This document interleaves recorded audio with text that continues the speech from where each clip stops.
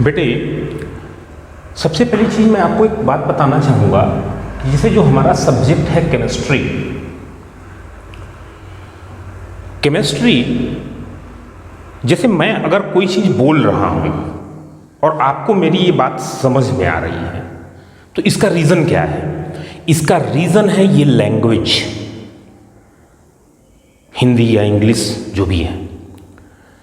तो हर एक कम्युनिकेशन को एक प्लेस से दूसरे प्लेस तक ट्रांसफ़र करने के लिए या आपको मेरी बातें समझ में आए, उसके लिए एक लैंग्वेज की ज़रूरत पड़ती है। सेम वैसे ही मैं अक्सर बच्चे मुझसे बोलते हैं कि सर केमिस्ट्री बड़ी टफ चीज़ है, लेकिन प्रॉब्लम बेटा यहाँ ये नहीं है कि केमिस्ट्री टफ है या आसान है। प्रॉब्लम ये है कि क्या केमिस्ट्री को समझने के लिए जो कॉन्सेप्ट्स आने चाहिए वो कॉन्सेप्ट्स आपके दिमाग में हैं।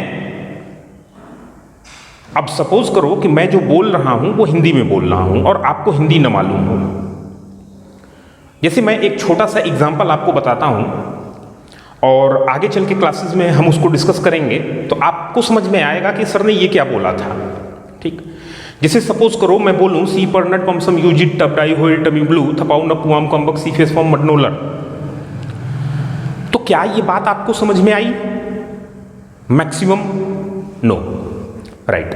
आगे के चैप्टर्स में हम जब आएंगे तो इसको मैं एक्सप्लेन करूंगा कि ये मैंने क्या बोला था।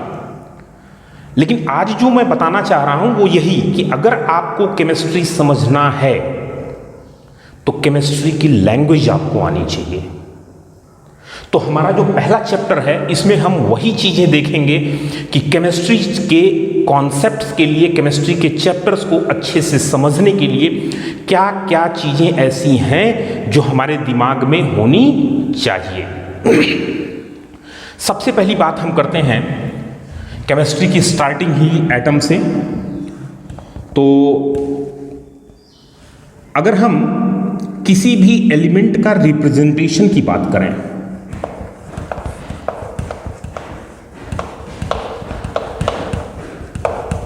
रिप्रेजेंटेशन ऑफ एलिमेंट, किसी एलिमेंट का रिप्रेजेंटेशन कैसे होगा? तो आप देखो, किसी भी एलिमेंट को रिप्रेजेंट करने के लिए हम एक सिंबल लिखते हैं x, राइट, और इस सिंबल के नीचे एक नंबर होता है z और ऊपर एक नंबर होता है a। ये नीचे जो ये नंबर मैंने लिखा z, ये z बताता है क्या? Atomic number.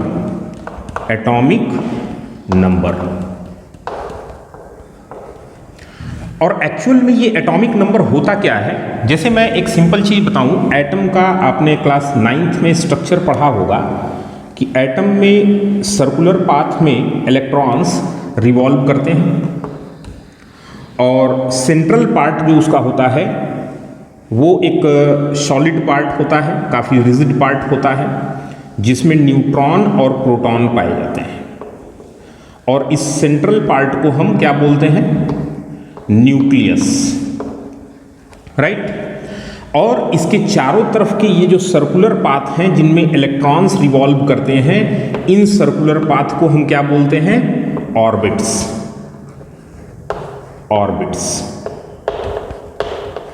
ठीक है, या इसी को हम सेल भी बोलते हैं, सेल। ठीक है, अब बेटे देखो, हमको यहाँ एटम के स्ट्रक्चर के बारे में डिटेल में नहीं जाना है, हमको पहले उनके रिप्रेजेंटेशन को समझना है। तो एटम का जो एक सिंपल कंस्ट्रक्शन है उसमें न्यूट्रॉन, प्रोटॉन और इलेक्ट्रॉन्स प्रेजेंट हैं। तो ये जो एटॉमिक नंबर है, ये एटॉमिक नंबर इक्वल टू होता है नंबर ऑफ प्रोटॉन के, नंबर ऑफ प्रोटॉन को P+ से लिखते हैं। अब इसके बाद यही इक्वल टू होता है किसके? नंबर ऑफ इलेक्ट्रॉन के, किसमें? उस न्यूट्रल एटम में। ध्यान दीजिएगा, मैं जो बात कर रहा हूं वो बात किसकी कर रहा हूं? न्यूट्रल एटम की। तो number of electron is equal to number of proton, कहां पे? न्यूट्रल एटम में, राइट। अब इसके बाद जो ये A है, ये A क्या रिप्रेजेंट करता है? ए रिप्रेजेंट करता है मास नंबर को, मास नंबर को, ठीक है। और ये मास नंबर क्या होता है? It is equal to number of neutron plus proton in the nucleus. Nucleus में कितने न्यूट्रॉन और कितने प्रोटॉन हैं उसको रिप्रेजेंट करता है मास नंबर। अब देखो, हम बात करते हैं जैसे अगर कोई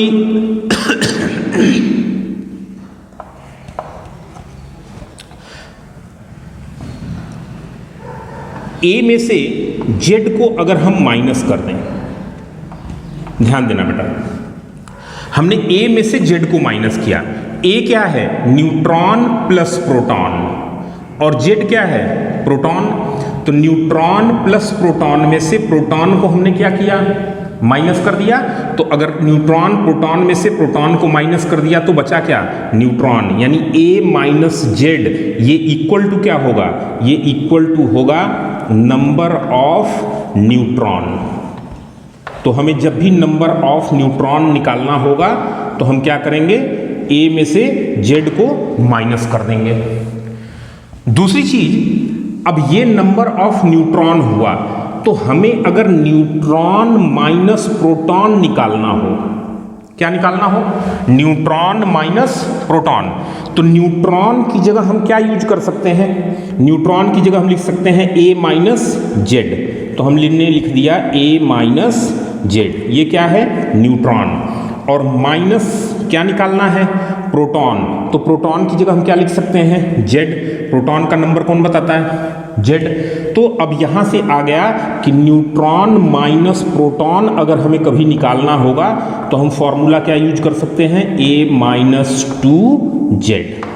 ये चीज आप ध्यान रखोगे, राइट। अब इसके बाद हम बात करते हैं कि कौन कौन से ऐसे एलिमेंट हैं जिन्हें हमें याद रखना है, ठीक। उनका एटॉमिक नंबर, उनके मास नंबर, वो सारी चीजें हमें याद होनी चाहिए। देखो बेटे, हाइड्रोजन है 1H1, hydrogen, 2He4 helium, 6 carbon 12, 7 nitrogen 14। ये मैं उनको बता रहा हूं जिन्हें आपको एग्जैक्टली याद रखना है। 8 ऑक्सीजन 16, 11 सोडियम 23। ध्यान देना बेटे, मैक्सिमम जगह पे एटॉमिक नंबर के कंपैरिजन में मास नंबर जस्ट डबल होगा, जस्ट डबल। लेकिन देखो यहां पर डिफरेंट है, तो ये आपको याद रखना पड़ेगा। 11 सोडियम 23, 12 मैग्नीशियम कितना? 24, जस्ट डबल हो गया। 13 एल्यूमिनियम कितना? 27, 15 फॉस्फोरस कितना? 31, डबल से एक ज्यादा हैं, ध्यान रखिएगा। इसके बाद 16 क्या है? Sulphur, 16 sulphur 32। इसके बाद नेक्स्ट क्या है? 17 क्लोरीन 35.5। यहां बेटे आपको क्या करना है? ये 35.5 क्यों है ये चीज मैं आगे डिस्कस करूंगा। आप अभी फिलहाल इसको एज इट इज याद रखोगे, 17 क्लोरीन 35.5। इसके बाद नेक्स्ट जो है 19 पोटेशियम 39, और नेक्स्ट जो है 20 कैल्शियम 40। इतने के तो एटॉमिक नंबर और मास नंबर, ये दोनों आपको याद रखने हैं। इसके बाद scandium, titanium, vanadium, chromium, manganese, iron, cobalt, nickel, copper and zinc. ये डी ब्लॉक में पहला ट्रांजिशन सीरीज है। ये सारी चीजें हम लोग पीरियोडिक टेबल में डिस्कस करेंगे। अभी हमारा पर्पस है बस इनके एटॉमिक नंबर याद रखना। इसका एटॉमिक नंबर सिर्फ बेटे आप याद रखोगे 21 से ये स्टार्ट होता है और कहां तक? 30 तक। रिमेनिंग जिसकी जरूरत पड़ेगी हम आगे डिस्कस करेंगे। तो 21 22, 23, 24, 25, 26, 27, 28, 29 एंड 30। अब जनरली बच्चे बोलते हैं कि सर यहाँ तक तो हम लोगों को याद है, जो है ये चीज़ें याद करने में थोड़ी प्रॉब्लम होती हैं, या पूरा पीरियोडिक टेबल याद करने में मैक्सिमम बेटे हाफ एन आवर, अगर आधा घंटा आप समय देते हो पूरा का पूरा पीरियोडिक टेबल एक एक एलिमेंट आपको याद होगा। तो वो एक अलग सेशन मैं लूँगा जिसमें मैं आपको पीरियोडिक टेबल पूरा लर्न कराऊँगा। फिलहाल अभी आप 1 मिनट का समय दो और उस 1 मिनट में आपको यहाँ से लेके यहाँ तक के पूरे एलिमेंट याद हो जाएंगे। देखो आपको सिंपल क्या करना है कि पहले इनके सिंबल को याद करना है, ठीक। उसी लिए आपको कुछ करना नहीं है, आप जो है इन जो लेटर हैं इनको आपस में कनेक्ट कर दो, तो एक वर्ड हो जाएगा सस्टिव। ये एक नया वर्ड है, आपको लग रहा होगा कि ये तो अजीब वर्ड है, लेकिन हमें याद करना है तो उसके ट्रिक बना के याद कर सकते हैं।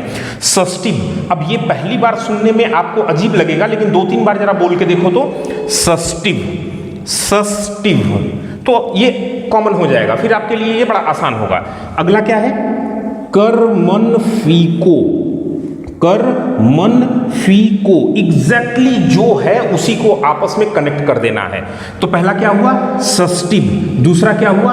करमन फी को, और तीसरा क्या हुआ? नीकुजन, नीकुजन। तो 3 वर्ड हो गए। 3 वर्ड याद करने में आपको कितना टाइम लगता है? Maximum 10 to 15 second. सस्टिव याद हो गया, करमन फी को याद हो गया, पहला सस्टिव, दूसरा कर्मन फीको, फिर पहला बोलिए सस्टिव, दूसरा बोलिए कर्मन फीको, तीसरा बोलिए नीकुजन, तीसरा नीकुजन, पहला सस्टिव, दूसरा कर्मन फीको, तीसरा नीकुजन, सस्टिव कर्मन फीको नीकुजन।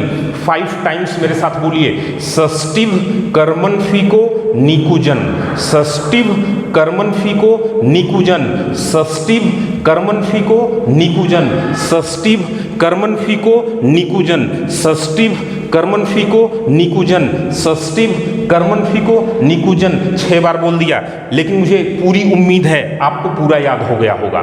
फिलहाल पूरे पीरियोडिक टेबल को इसी तरीके की ट्रिक बना के हम याद करेंगे, मैक्सिमम हाफ एन आवर लगेगा। लेकिन अभी हम जिस टॉपिक पर बात कर रहे हैं उसको हम लोग देखेंगे। यहाँ पर एटॉमिक रिप्रेजेंटेशन, किसी भी पर्टिकुलर एलिमेंट को किस तरीके से हम रिप्रेजेंट करेंगे, हमने वो चीज़ देखा। अब यहाँ पर हम बात करते हैं जो नेक्स्ट हमारा टॉपिक है,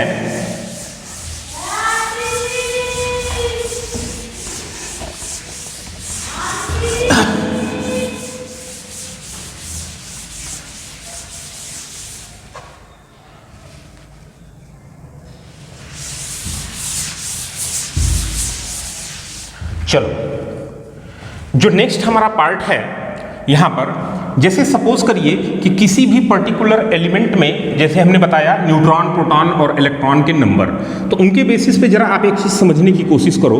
जैसे हमने एग्जांपल लिया सोडियम का, तो सोडियम का एटॉमिक नंबर कितना है? 11, और मास नंबर कितना है? 23।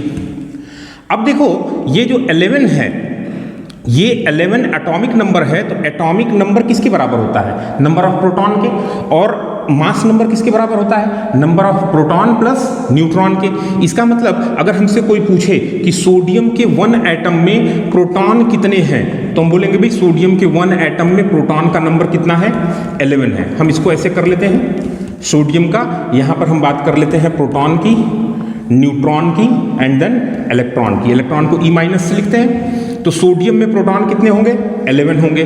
सोडियम में न्यूट्रॉन कितने होंगे? तो न्यूट्रॉन को निकालने के लिए हम Z में से, A में से Z को क्या कर देते हैं? माइनस। तो 23 माइनस 11 कितना हो जाएगा बेटा? 12। इसके बाद जो नेक्स्ट पार्ट है, अब हम यहाँ पर बोलेंगे हमें इलेक्ट्रॉन निकालना है, तो इलेक्ट्रॉन का नंबर एग्जैक्टली किसके बराबर होता है? प्रोटॉन के। किसमें? न्यूट्रल एटम में। सोडियम एक न्यूट्रल एटम है, तो एग्जैक्टली हमारा हो गया। मैक्सिमम जगह तो आप यही देखोगे, जैसे 8 ऑक्सीजन 16, तो यहाँ पर प्रोटॉन कितने? 8, इलेक्ट्रॉन कितने? न्यूट्रॉन कितने? 8, और इलेक्ट्रॉन कितने? 8। प्रोटॉन 8, इलेक्ट्रॉन 8, न्यूट्रॉन निकालना है तो 16 माइनस 8 कर दिया, हमारा आंसर आ गया। अब इसके बाद हम बात करते हैं, एक और एग्जांपल ले लेते हैं, जैसे पोटेशियम है 19, पोटेशियम 39। अब यहाँ हमसे कोई पूछे कि इलेक्ट्रॉन कितने हैं पोटेशियम में, तो हम कहेंगे भाई इलेक्ट्रॉन तो 90, प्रोटॉन तो 19 है, प्रोटॉन 19 है, इलेक्ट्रॉन भी कितने हैं 19 है, और न्यूट्रॉन कितने हैं 39 माइनस 19 कितने 20। तो इजिली हम इलेक्ट्रॉन, प्रोटॉन और न्यूट्रॉन किसी भी पर्टिकुलर एलिमेंट एटम में कितने हैं वो हम आसानी से निकाल सकते हैं। इसका जो दूसरा पार्ट हमें देखना है वो क्या है, सबसे पहले हम बात करते हैं मॉलिक्यूल की। मॉलिक्यूल की, अब ये मॉलिक्यूल क्या है?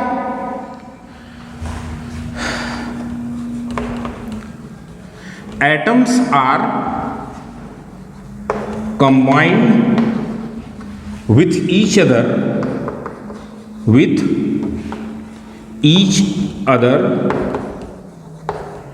To form molecule. एटम्स आपस में कंबाइंड होंगे और कंबाइंड होकर क्या बनाएंगे, मॉलिक्यूल्स बनाएंगे। अब देखो बेटे, आप यहां पर हम बात करते हैं सीधा सीधा, हम एग्जांपल देखेंगे टाइप में, ठीक। Atoms are combined with each other to form molecule. अब देखो, जो टाइप ऑफ मॉलिक्यूल की अगर हम बात कर लें, टाइप ऑफ मॉलिक्यूल, राइट। तो टाइप ऑफ मॉलिक्यूल में सबसे पहला जो मॉलिक्यूल होता है, टाइप है, वो हम जैसे बोलते हैं होमो एटॉमिक मॉलिक्यूल। होमो एटॉमिक मॉलिक्यूल, मॉलिक्यूल। तो होमो एटॉमिक मॉलिक्यूल क्या है? होमो एटॉमिक मॉलिक्यूल का मतलब हुआ molecule in which all atoms, सभी के सभी एटम्स क्या हों, आर ऑफ सेम एलिमेंट, सभी के सभी जो एटम्स हैं वो क्या हों, सेम एलिमेंट के हों। जैसे एग्जाम्पल की बात कर लें हम, तो एग्जाम्पल क्या होगा, जैसे ये आपका हो गया H2, ये एक होमो एटॉमिक मॉलिक्यूल है। क्यों? क्योंकि इसमें दो एटम हैं और दोनों के दोनों एटम क्या हैं, हाइड्रोजन के हैं, तो हम इसे बोलेंगे जो है होमो एटॉमिक मॉलिक्यूल। इसके बाद बेटा जैसे नेक्स्ट एग्जांपल हम देख लें, O3। O3 को क्या बोलते हैं, याद करना। अब O3 को हम बोलते हैं बेटे ओजोन, ठीक है ना, ओजोन लेयर आपने सुना होगा, इसको ओजोन बोला जाता है। ये भी एक होमो एटॉमिक मॉलिक्यूल है। जैसे P4 की बात कर लें, तो P4 क्या है, फास्फोरस का मॉलिक्यूल, इसमें फास्फोरस के 4 एटम होते हैं। इसके बाद हम बात करते हैं S8 की, तो S8 क्या है, सल्फर का मॉलिक्यूल, जिसमें सल्फर के 8 एटम प्रेजेंट होते हैं। तो ये जितने भी एग्जाम्पल आप ले रहे हैं ना, जैसे आप Cl2 ले लो, आप N2 ले लो, ये सारे के सारे एग्जाम्पल, ये सब के सब होमो एटॉमिक मॉलिक्यूल के एग्जाम्पल हैं। अच्छा, एक चीज आप देखना, एक दूसरा टाइप है, अभी हम आगे बात करेंगे उसकी। जैसे अगर मॉलिक्यूल में 2 एटम हैं तो इसे डाई एटॉमिक भी बोल सकते हैं, वो एक अलग टाइप का क्लासिफिकेशन है on the basis of number of atoms. तो उसे अभी हम बात कर लेंगे। पहले हम एलिमेंट के बेसिस पे बात करें, अगर मॉलिक्यूल में जो एटम्स प्रेजेंट हैं वो एक ही एलिमेंट के हैं तो उस मॉलिक्यूल को बेटा क्या बोलेंगे, होमो एटॉमिक मॉलिक्यूल। अब उसी तरीके से आप सोच लो कि अगर मॉलिक्यूल में जो प्रेजेंट एटम्स हैं वो डिफरेंट एलिमेंट्स के हों, atoms present in the molecule are of different element, तो उस पर्टिकुलर सिचुएशन में हम मॉलिक्यूल को क्या बोलेंगे, हेटेरो एटॉमिक मॉलिक्यूल। क्या बोलेंगे, hetero atomic molecule, right. Hetero atomic molecule का मतलब हुआ molecule contains atoms of more than one element. More than one element के एटम्स अगर प्रेजेंट हैं तो वो मॉलिक्यूल को हम क्या बोलेंगे, हेटेरो एटॉमिक मॉलिक्यूल। जैसे हम एग्जांपल देख लेते हैं, जैसे हमने एग्जांपल किसका लिया, वाटर का। अब आप ध्यान रखेंगे कि वाटर का फॉर्मूला क्या होता है, H2O, ठीक है। दूसरा क्या है, अमोनिया, NH3। अब इन सभी के नाम आप याद रखोगे, फॉर्मूले आप याद रखोगे, अमोनिया, ठीक। इसके बाद जैसे हम देख लेते हैं CO2, सभी लोग जानते हो क्या बोलते हैं, कार्बन डाइऑक्साइड, कार्बन डाइऑक्साइड, ठीक है। तो बहुत सारे एग्जाम्पल हैं, आगे हम इसको देखते रहेंगे। जो कॉमन यूज होने वाले हैं उसको मैंने यहाँ बताया ताकि आपको ये चीज़ें याद रहें। इसके बाद अगर हम दूसरे टाइप की बात करें, जैसे ये तो हमने देखा टाइप ऑफ मॉलिक्यूल, किसके बेसिस पर? On basis of number of elements in molecule, number of elements in molecule. Molecule में कितने एलिमेंट्स हैं उसके बेसिस पर मॉलिक्यूल कितने टाइप के हो गए? होमो एटॉमिक मॉलिक्यूल और हेटेरो एटॉमिक मॉलिक्यूल। होमो एटॉमिक मॉलिक्यूल का मतलब क्या हुआ? ऐसा मॉलिक्यूल जिसमें सभी के सभी एलिमेंट एक ही एटम के, सभी के सभी एटम जो हैं एक ही एलिमेंट के हैं। और हेटेरो एटॉमिक मॉलिक्यूल का मतलब हुआ कि जो एटम्स वहाँ पर प्रेजेंट हैं वो मोर देन वन एलिमेंट के हैं। नेक्स्ट जो टाइप की हम बात कर रहे हैं वो टाइप ऑफ मॉलिक्यूल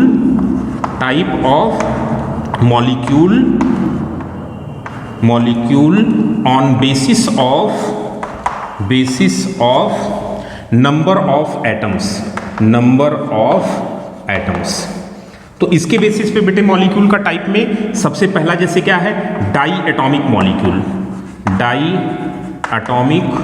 मॉलिक्यूल। अब यहाँ पर आपको ध्यान देना है कि डाई एटॉमिक मॉलिक्यूल का मतलब हुआ ऐसा मॉलिक्यूल जिसमें नंबर ऑफ एटम्स क्या हो? दो हों। अब वो दो एटम एक ही एलिमेंट के हैं या एक से ज़्यादा के हैं, यहाँ उससे मतलब नहीं है। तो डाई एटॉमिक मॉलिक्यूल का एग्जांपल जैसे हम दे सकते हैं O2 हो गया, Cl2 हो गया, आप HCl भी बोल सकते हो, आप CO भी बोल सकते हो। ये सभी डाई एटॉमिक मॉलिक्यूल के एग्जाम्पल हैं। लेकिन जब इस वाले टाइप के बेसिस पर हम बात करेंगे तो ये वाला हमारा होमो एटॉमिक मॉलिक्यूल हो जाएंगे और ये वाले कैसे हो जाएंगे? Hetero atomic molecule. इसी तरीके से सिंपल सी चीज है कि अगर डाई एटॉमिक की जगह ट्राई एटॉमिक मॉलिक्यूल बोलता है तो ट्राई एटॉमिक मॉलिक्यूल का मतलब हो गया मॉलिक्यूल क्या है बेटा? ये ओजोन मॉलिक्यूल जिसमें 3 एटम प्रेजेंट हों, ये हो गए ट्राई एटॉमिक मॉलिक्यूल। ऐसे ही टेट्रा एटॉमिक मॉलिक्यूल, पेंटा एटॉमिक मॉलिक्यूल, आप वो नॉर्मल टर्म है जिनको आप यूज कर सकते हैं। अब इसके बाद जो इसका नेक्स्ट पार्ट है हमारा इस चैप्टर में, वो हमें देखना है कि किसी भी पर्टिकुलर एटम में इलेक्ट्रॉन, प्रोटॉन और न्यूट्रॉन के नंबर तो हमने देख लिए। अब सपोज करो किसी पर्टिकुलर मॉलिक्यूल में इलेक्ट्रॉन, प्रोटॉन के नंबर अगर हमें निकालने हों तो हम कैसे निकालेंगे? देखो मॉलिक्यूल तो हमने अभी सिंपल देखा कि भाई मॉलिक्यूल क्या है? It is the combination of atoms. Molecules कैसे बने? एटम्स के आपस में कंबाइंड होने से। तो अब हमें क्या करना है कि हम जो है किसी भी पर्टिकुलर मॉलिक्यूल में हमें अगर नंबर ऑफ इलेक्ट्रॉन, प्रोटॉन निकालना है, calculation of number of electron, proton, neutron in a molecule. ठीक है, देखो बेटे आपको क्या करना है, सिंपल सी चीज है कि जैसे सपोज करो मैं एक एग्जांपल ले लेता हूं, हाइड्रोजन। तो हाइड्रोजन में इलेक्ट्रॉन कितना? ये 1H1 होता है। हाइड्रोजन में प्रोटॉन कितने होंगे? तो प्रोटॉन 1 होगा। इलेक्ट्रॉन कितना होगा? 1 होगा। और न्यूट्रॉन कितना होगा? 0। ये चीज है, इसको आप थोड़ा सा ध्यान रखेंगे कि हाइड्रोजन का जो प्रोटियम आइसोटोप है 1H1, आइसोटोप्स क्या होते हैं हम आगे देखेंगे। फिलहाल अभी आप जानो कि 1H1 को हम क्या बोलते हैं? प्रोटियम बोलते हैं। तो हाइड्रोजन का जो 1H1 वाला फॉर्म होता है उसमें एक प्रोटॉन, एक इलेक्ट्रॉन होता है और न्यूट्रॉन क्या होता है? एक भी नहीं होता है। लेकिन मान लो कि अगर हाइड्रोजन के 2 एटम आपस में कंबाइंड होकर H2 बना लिए, तो H2 क्या है? ये एक मॉलिक्यूल है। इस मॉलिक्यूल में एटम्स कितने हैं? एटम्स हैं 2। किसके? हाइड्रोजन के एटम्स। अगर हम पूछे कि इस मॉलिक्यूल में प्रोटॉन कितने हैं, तो हम कहेंगे कि हाइड्रोजन के एक एटम में एक प्रोटॉन होता है, यहाँ 2 एटम हैं, इसलिए यहाँ प्रोटॉन कितने हो जाएंगे? 2। इलेक्ट्रॉन कितने हो जाएंगे? 1 एटम में 1 इलेक्ट्रॉन, तो 2 में कितने? 2 हो गए। और न्यूट्रॉन ऑब्वियस सी चीज़ें कितनी हो जाएंगे? 0 हो जाएंगे।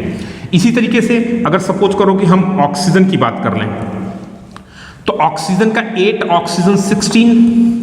यहां पर प्रोटॉन कितने होंगे? तो 8 होंगे। इलेक्ट्रॉन कितने होंगे? 8 होंगे। न्यूट्रॉन कितने होंगे? 8 होंगे। अब आप देखो, अगर से हमसे बात किया जाए O2 मॉलिक्यूल, तो ये ऑक्सीजन का एक मॉलिक्यूल है जिसमें एटम्स कितने हैं? एटम्स 2। तो अगर हमसे कोई पूछे कि ऑक्सीजन के एक मॉलिक्यूल में एटम्स कितने हैं, तो हम कहेंगे ऑब्वियस सी चीज है, कितने हैं? 2 हैं। अब यहां पर क्या है कि अगर हमसे कोई पूछे कि भाई इसमें प्रोटॉन कितने हैं, तो ऑक्सीजन में प्रोटॉन कितने थे? 8। यहां कितने एटम है? 2। तो प्रोटॉन कितने हो गए? 2 × 8 16। न्यूट्रॉन अगर कोई पूछे कितने हैं, तो यहां न्यूट्रॉन कितने थे? 1 एटम में। 2 एटम में कितने होंगे? 16। सेम, प्रोटॉन और इलेक्ट्रॉन बराबर होते हैं, तो प्रोटॉन का नंबर इलेक्ट्रॉन के बराबर कितना? 16। ये तो हमने होमोएटॉमिक मॉलिक्यूल देखा। हेटेरोएटॉमिक मॉलिक्यूल में आ जाओ, जैसे H2O। H2O क्या है? Water molecule, right, water molecule. यहां पे बेटे अगर हमसे कोई पूछे कि वाटर मॉलिक्यूल में नंबर ऑफ एटम्स कितने हैं, तो हम कहेंगे भाई वाटर मॉलिक्यूल में नंबर ऑफ एटम्स 3 हैं। 2 हाइड्रोजन के एटम हैं और एक क्या है? ऑक्सीजन का एटम है। नंबर ऑफ इलेक्ट्रॉन अगर कोई पूछता है, तो हम कहेंगे भाई हाइड्रोजन में इलेक्ट्रॉन 1 होता है, हाइड्रोजन कितने हैं? 2, और ऑक्सीजन में इलेक्ट्रॉन कितना होता है? 8, राइट। तो हमने सबको क्या कर दिया? सम कर दिया। कितने आ गए? 10। सेम ऐसे ही अगर प्रोटॉन की बात करता है, तो हम कहेंगे हाइड्रोजन में प्रोटॉन 1, कितने हाइड्रोजन है? 2, और ऑक्सीजन में प्रोटॉन 8, कितना आ गया? 10। अगर हमसे इलेक्ट्रॉन न्यूट्रॉन की बात करता है, तो हम कहेंगे हाइड्रोजन में न्यूट्रॉन कितना? 0, कितने? 2 + 8, तो न्यूट्रॉन टोटल कितना आ गया? ये आ गया। अब ये जो बातें हमने की, ये किसकी बातें की? ये हमने बातें की न्यूट्रल मॉलिक्यूल की, ठीक है। लेकिन अब अगर हम बात करते हैं कि कोई भी पर्टिकुलर एटम या मॉलिक्यूल, कोई पर्टिकुलर एटम और मॉलिक्यूल, ठीक है,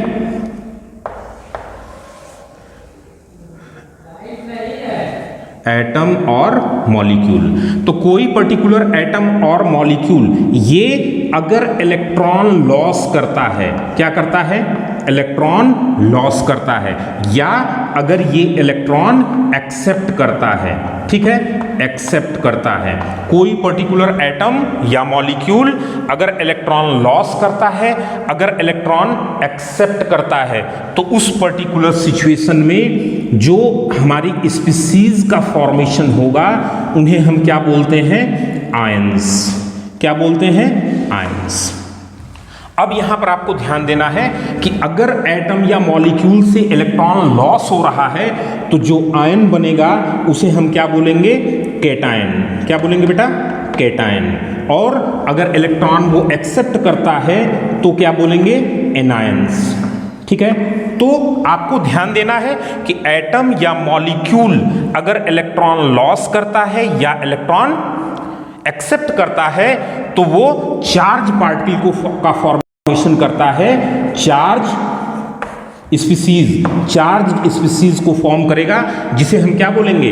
आयंस बोलेंगे। और अगर वो इलेक्ट्रॉन लॉस करता है, तो जो चार्ज स्पीसीज बनती है उसे हम कैटायन बोलते हैं, और अगर वो इलेक्ट्रॉन एक्सेप्ट करता है, तो जो चार्ज स्पीसीज बनती है एनायंस बोलते हैं। तो कैटायन कौन से हैं और एनायन कौन से हैं, ये काफी इंपॉर्टेंट पार्ट है, इसको हम अपने अगले लेक्चर में कवर करेंगे।